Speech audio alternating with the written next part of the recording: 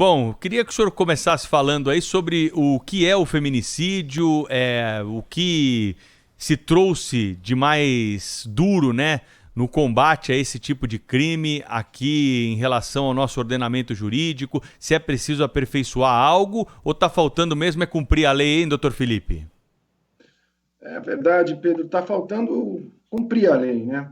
A lei que criou a figura do feminicídio no Código Penal Brasileiro, que é de 2015, introduziu essa terminologia nova, né? Esse nome não existia anteriormente, e ela foi introduzida no Código Penal Brasileiro como uma qualificadora do crime de homicídio, ou seja, uma circunstância que aumenta a pena do crime de homicídio.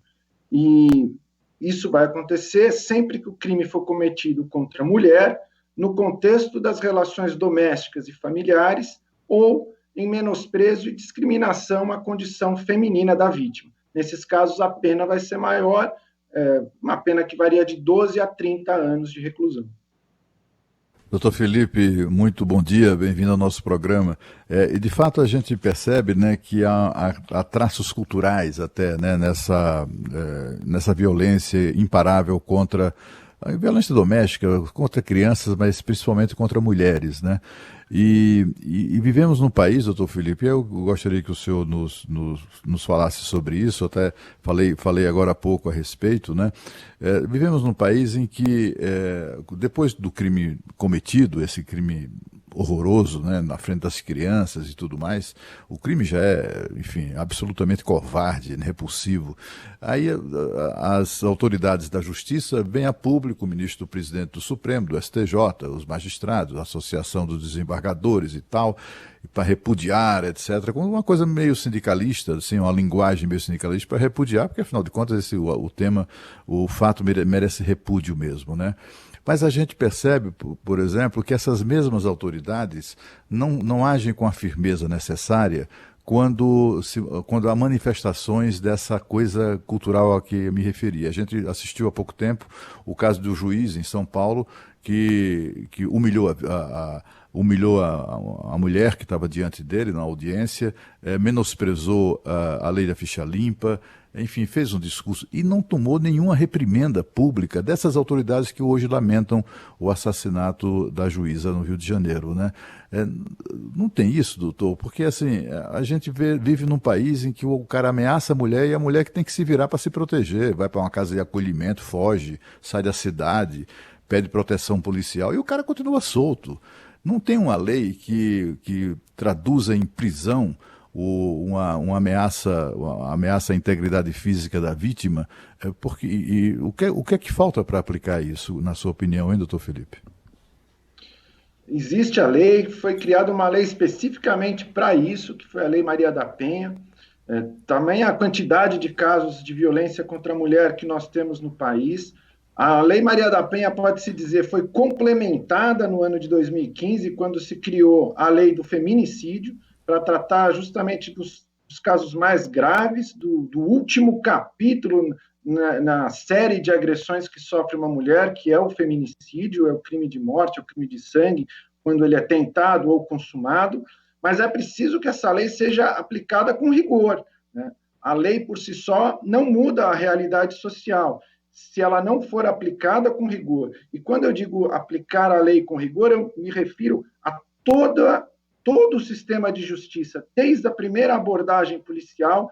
É preciso que a vítima desse crime não seja novamente vitimizada no atendimento que recebe desde a delegacia de polícia, passando pela fase judicial, no Ministério Público e por parte do Poder Judiciário. Do contrário, a lei por si só não irá mudar a realidade. Como também as notas de repúdio não mudarão a realidade, né? Há pouco tempo atrás, nós tratávamos aqui mesmo no programa sobre uma decisão do Supremo Tribunal Federal, num caso de feminicídio como esse, que aconteceu em Minas Gerais, e que os jurados, por um sentimento de machismo, absolveram um réu confesso daquela alegação surrada já de legítima defesa da honra. E sobreveio uma decisão do Supremo Tribunal Federal dizendo que aquela decisão não poderia ser modificada, porque a decisão do júri era soberana. Então, é preciso que a lei seja aplicada com rigor, mas um erro judiciário como esse também possa ser revisto. Então, é no dia a dia do sistema de justiça que os operadores do direito precisam não só aplicar a lei, mas fazê-la com justiça. Fazê-lo com justiça. Sem o sentimento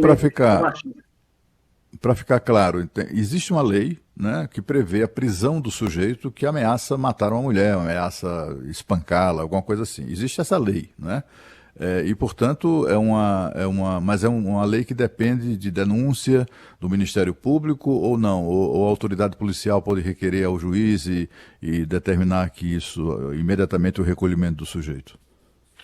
A lei existe e a autoridade policial pode providenciar, mas é preciso que haja uma denúncia, que a mulher denuncie, é preciso que o fato seja levado ao conhecimento das autoridades.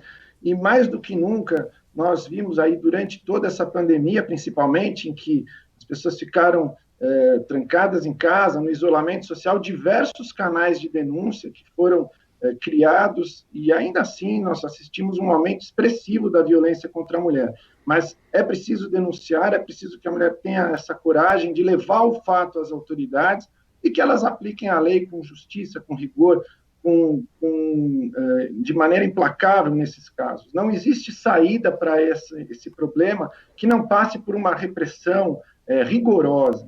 Nós não podemos mais nos compadecer com penas brandas para esse tipo de crime, ou com aquela mentalidade de que é algo doméstico, algo que acontece dentro de casa e que, por isso, em se tratando de um... Não se mete a colher, mulheres, pessoas não interferem.